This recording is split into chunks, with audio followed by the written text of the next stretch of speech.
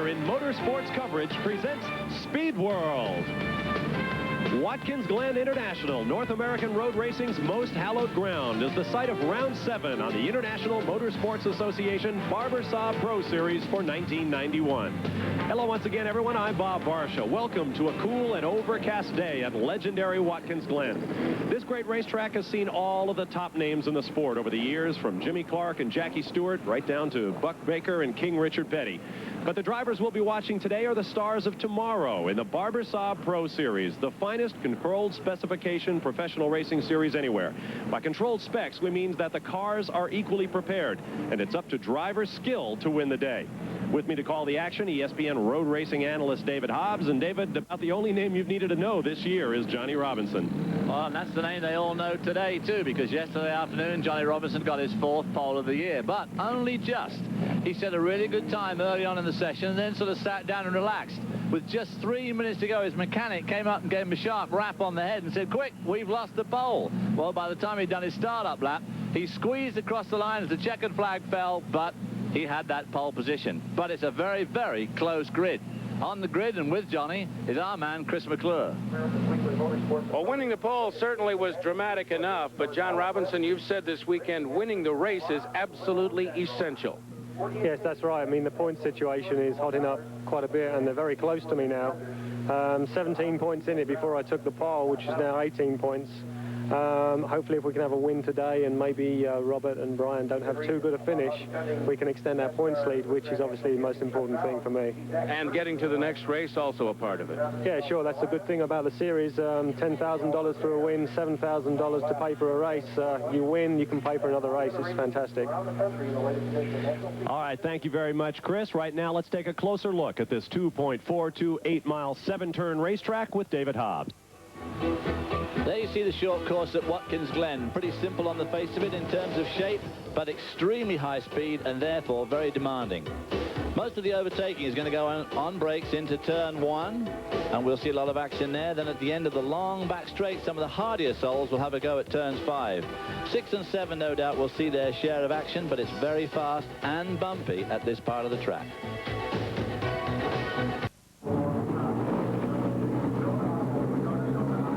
Back at Watkins Glen International Racing Circuit in the Finger Lakes region of upstate New York, you see the field rolling off for round 7 of the Barber Saab Pro Series in 1991. Let's take a look at the way they'll line up.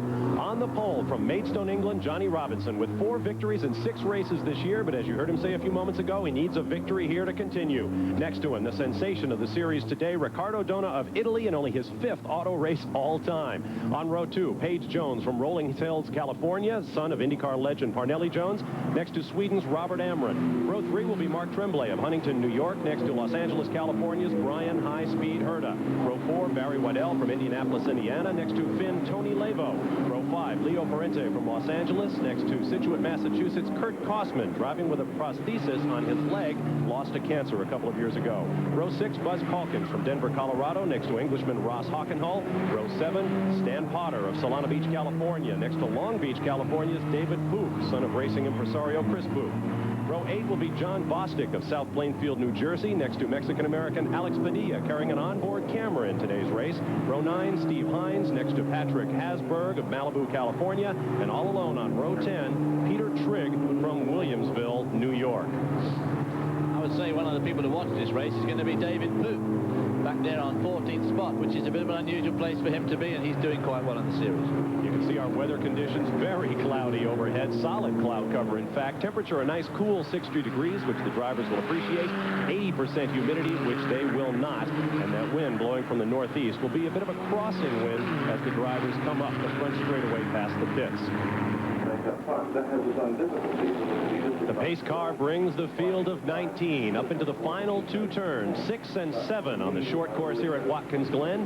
The first $40,900 for this race, $10,000 to win. Last year's winner, John Bingham of the United States, in a tremendous race. No foreign driver has ever won the Watkins Glen round of the Barber Saab Pro Series. There's a look from Alex Padilla's car well back in the pack, starting in the 16 slot through that slightly banked final corner onto the front straightaway. Cars left and right all over the racetrack. Jim Sidley has the green flag. We're underway, and it is going to be a chorus line down into turn 1. Hang on. 5, 6 abreast. Robinson in the red car there has already slipped back to second. The lead part of the pack through turn 1 without any mishaps into these very fast 2, 3 and 4. You'll see them burst out of 4 momentarily there. Well, I give credit to the field, making it through that very narrow corner at high speed. The yellow car there was Riccardo Dona from Italy, starting to back up a little bit. 4 cars ahead of him, even though he started in the number 2 spot. And it looks like some other cars are going to pull out of the draft. Slipstream down the long backstretch, get up to about 138 miles an hour before they get hard on the brakes. And Robinson does it. Overtakes going into turn 5. That's a bit of a tough move there. It's bumpy as you approach that, and of course it's one of the fastest parts of the track. Exit there very fast, right up to the edge of the road. You can see them coming off the new pavement onto the old pavement, and Johnny Robinson is guarding his line. You could say that from Robert Amron in the 70 car. Robert Amron's a young Swede, hasn't won one of these races yet, but looked awfully threatening on a number of occasions. In fact, had the pole in the very first race, I believe. In 6 races thus far this year, Johnny Robinson has won 4. Brian Herta has won 2 and sits second in the points. Right now, your leader is number 9 in red, Johnny Robinson. Second, number 70, Robert Amron. You see him right there in our most recent round here on ESPN from Lime Rock, Connecticut. Robert Amron is a very sick young man with the flu, but he came out and drove anyway and did quite well. Robinson starting to put just a bit of daylight between himself and Amron and Paige Jones in the 21 car there, the black 21. Now Jones will take a shot at Amron. He may have gone out on that draft just a little bit too soon. I think he probably wanted to stay on his tail a little longer, David. Well, he may have done, but of course he has got the inside line into the turn there. No. Ooh, Robert Amron's not going to have any of that. Goes down the outside. Strong move. There are other words for it. Strong was one of them. Once again, off the new paving onto the old, and right in here it gets very, very bumpy. I don't think we'll see an awful lot of dicing here. Where you often see, this is turn 6. Very fast left-hand sweep. The really brave guys. Sometimes there's Paige Jones running in third space. Into turn 7 here, you might see a little bit of overtaking. Unlikely. Number 21 is Paige Jones. We get aboard Alex Padilla's machine as he makes the corner. David was just talking about swings out all the way to the left side of the racetrack. Looks like he'll try a passing move down the front chute. Now, he pulled out of that guy's draft just a little bit prematurely, really, as he approaches turn 1. He's got the inside line. Hopefully we'll be able to hold it. Yeah. So he's pulled up another place. Alex Padilla runs a big bail bond agency out in California. Very successful young man. Wants to be a racing driver, however. The number 14 there was Alex Padilla. Once again, Paige Jones once again having a go. And like last time, pulled out just a little bit early, probably. Get a bit more momentum if he left it just a fraction longer. As that battle continues for second place, and Paige Jones will win it over Robert Amron this time around. Good battle going on for 4th as well between Mark Tremblay and Tony Lavo.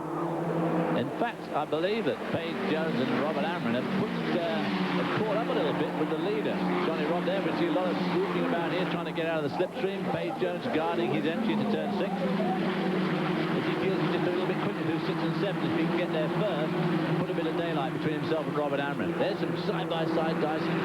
Close right there. Across the start-finish line they come. Number 1, Brian Herta, battling there with, I believe that was Mark Tremblay. No, that's Tony Lavo's car, I think. We'll be right back to Watkins Glen.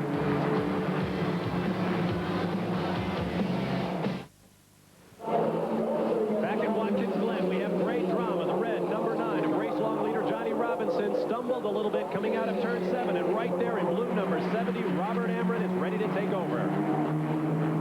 A classic, of course, when you're racing these very evenly matched cars. You've only got to stumble just a little tiny bit, and it can have disastrous consequences for you. He just got a little bit sideways coming off that 7, and Amron struck like a rattlesnake, grabbing the lead.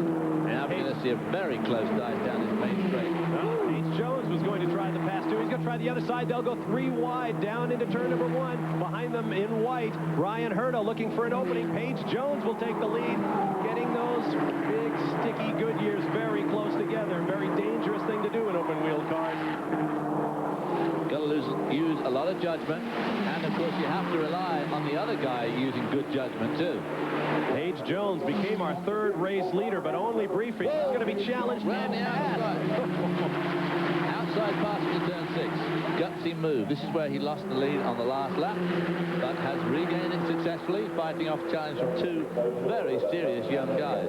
How ironic that Johnny Robinson takes back the lead where he had lost it just one lap earlier. Now in white, number 1, Brian Herta moves up from 4th to 3rd, getting around Robert Amron. Great scramble between the top 4 cars and the 5th place car of Mark Tremblay. Looks like he wants to get into it too. Well, of course, that altercation at the front end, it slowed up the speed of that little front train, which allowed Tremblay to catch up just that little tiny bit there. You see Brian Herta, California, out onto the main straight. Herta now goes underneath Amron. Amron beginning to slow down noticeably now. Ooh, Page Jones out from behind the leader. Is he going to go around the outside here? Yes. Oh, my. Downhill, slightly banked right-hander. You can get a lot of speed going through there. Now Johnny Robinson wants back into the lead. Will he try another outside pass down here in 6th? Page Jones. Oh, Robert Amron now is back into it. Nose to tail racing 5 cars in a line here at Watkins Glen.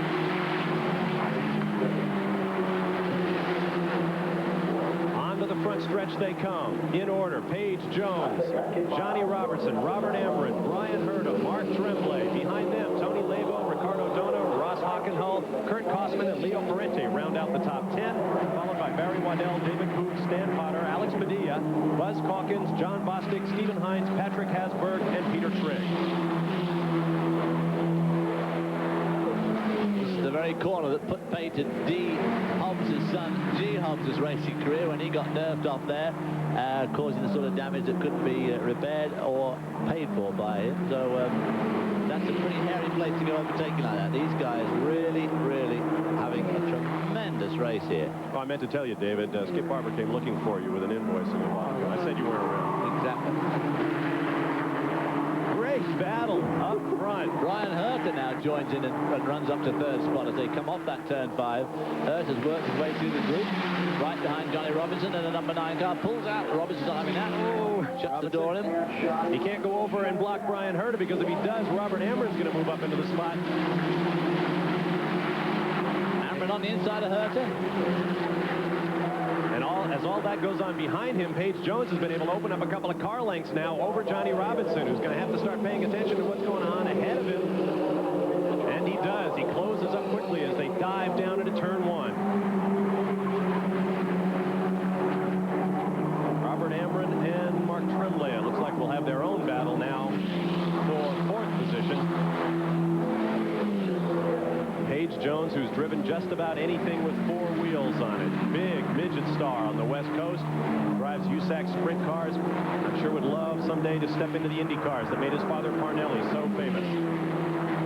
Page Jones, they're going to make Johnny Robinson go the long way, the hard way round as they come into turn 5. Is he going to be able to do it? Ooh, he's going to take the Nigel Mansell line on the outside.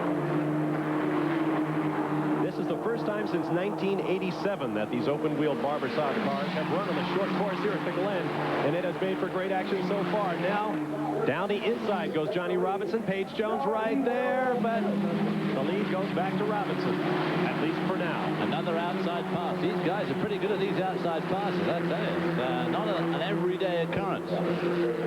Now, the sun is just beginning to peek through. That's going to heat up the racetrack, and that may make some of these wing adjustments seem unnecessary in the long run. Brian Herta driven all the way to the wall by Page Jones, who then tucks back in for the first corner. That last lap that you saw up there on the screen just a few moments ago at 120 miles an hour, in fact, is quicker than they did in qualifying. And I think that's partly due to the fact that the weather is a lot cooler today, and these engines would be giving just a bit more horsepower. Once more, Page Jones comes under attack from Brian Herta. Johnny Robinson able to break the draft there and get to the outside of the racetrack and maybe make up a little ground. They go 3 wide behind him. Jones on the left, Herta in the middle. And behind them, 36 Mark Tremblay and number 1 Brian Herta dicing all over the track. This is great stuff. All that dicing's given Johnny Robinson a bit of a lead there, as you see. Page Jones, of course, is so busy holding the other guys off. And they're so so busy trying to get round him, you can very easily give up time if you're not careful. Blocking, of course, is productive in one way because it keeps somebody from going by, but it can be unproductive in others because it costs you time. Johnny Robinson's hoping they're just going to keep on doing that as long as they like. The average age of the drivers in this field is in the very low 20s. That hasn't always been the case in the Barber Saab Pro Series. We've had drivers in their 40s, even a 50-ish driver or two. But now it's become very much a young man's game. It is Johnny Robinson out front in a race that he says he must win in order for his Barber Saab Pro Series season to continue. We'll be right back.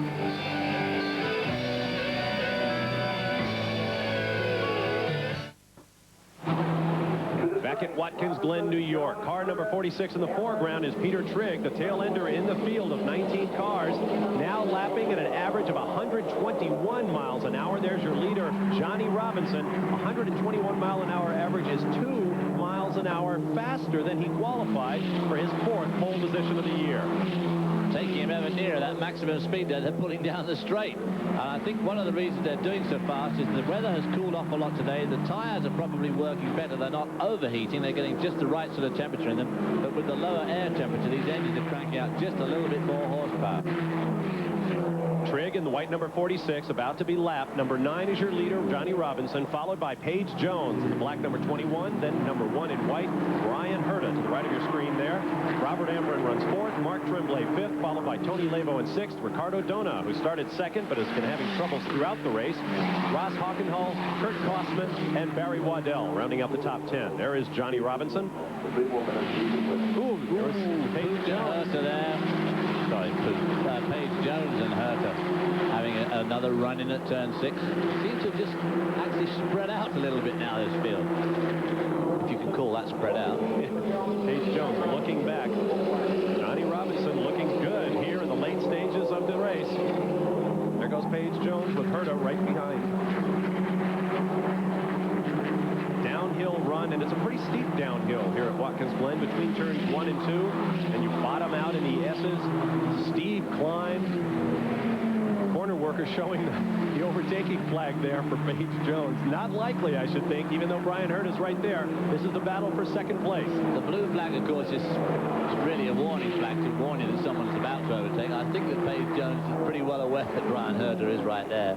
The mirrors flag, let's call it. Check it out. The guy is right behind you. Herta going to have a go around the outside. No, the side's against that little move. Might have a faster run off this course, this corner. Stays right to the outside now, coming down to 6th and 7th. Passing lap traffic there, which spoils that attempt, rather, of Brian Herta. That's the number 16 car. Who's that? Patrick Hasberg. His arm in the air indicating to the other cars that he's slowing down. Likely will pit this time around.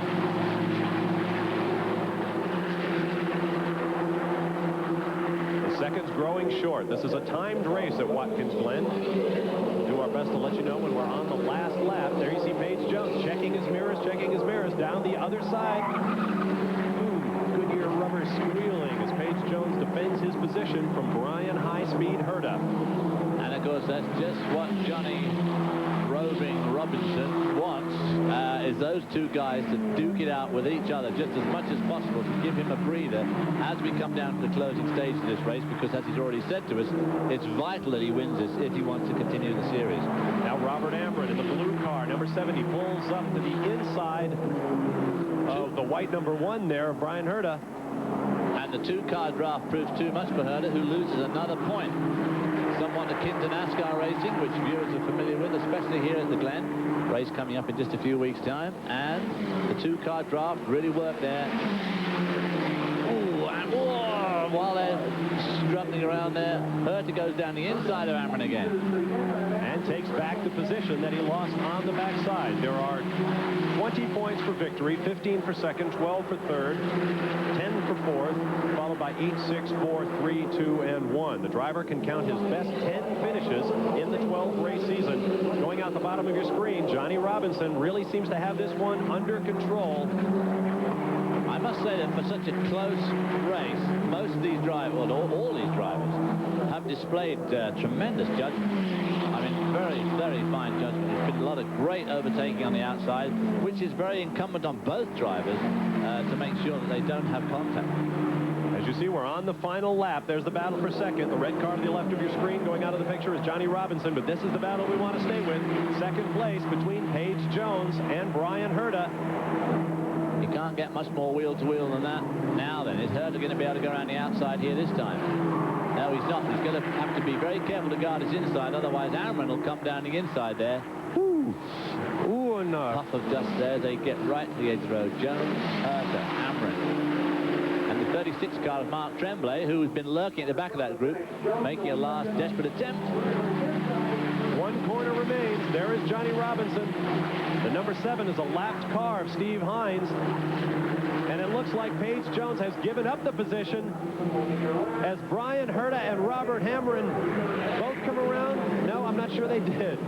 No, Paige Jones holds the position. I think Mark Tremblay's black car in the background threw me off. Paige Jones will take second and salutes your overall race winner, Johnny Robinson. Great, great road race here at the Glen. Very intense. We knew going in the field was closely packed in qualifying. These cars with equal power, pretty well flat out all the way around here, and it proved to be an even better race than we had envisaged. That was a tremendous race, and as I said before, great judgment displayed by all of these drivers. All of them very young, and some of them not terribly experienced. There is Johnny Robinson with the first place check for some $10,000 in his pocket. That means that he will make it to the next round at Laguna Seca, California. We'll be back to meet our winner in just a moment. After a great race, Johnny Robinson of Maidstone, England, has picked up his 5th victory in 7 Barber Saab Pro Series events this season. He's standing by now with Chris McClure. Well, we heard him say drafting would be important, and also it would be close. It was breathtaking. Yeah, I thought I was pulling away at the beginning, and what was happening was that the cars behind me, Paige, Brian and Robert, were obviously drafting each other and doing quicker speeds than me along the straight. So I couldn't really do anything about that. I was on my own. And when they got around me and Paige and was overtaken and we swapped positions, I thought, God, this is going to be really hard. And fortunately, I got back in the lead and managed to break away a little bit. And then once I hit some back markers, I then could use their toes. So I was on even par with Brian and Paige. And the checkered flag was the best checkered flag I've seen so far in my racing career. Well, congratulations to Johnny Robinson, who has now earned the money he says he needs to continue his professional racing career. It is Robinson over Paige Jones and Brian Herta in a titanic battle for second. Robert Amron follows in 4th, followed by Mark Tremblay. 6 through 10, Ricardo Dona came back after starting 2nd, followed by Kurt Kossman with a great run, Ross Hockenhull, Barry Waddell, and Stan Potter.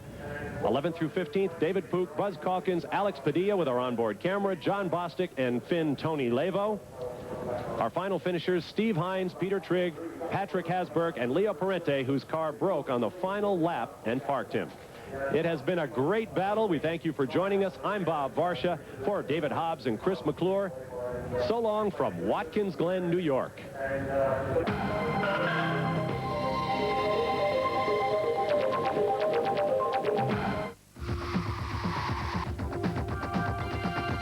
1990 was a very good racing year for Mark Smith. In his inaugural season of Firestone Indy Lights Racing, he took 1 pole, finished 3rd in series points, and was named Rookie of the Year. But 1991 has not been as kind. After 4 races, he has only 1 top 3 finish and is 4th in the standings, 30 points behind leader Eric Bachelard. Today, he's back at his home track in Portland and appears determined to turn his season around. Stay tuned as PPG presents the Firestone Indy Lights Championship, powered by Buick.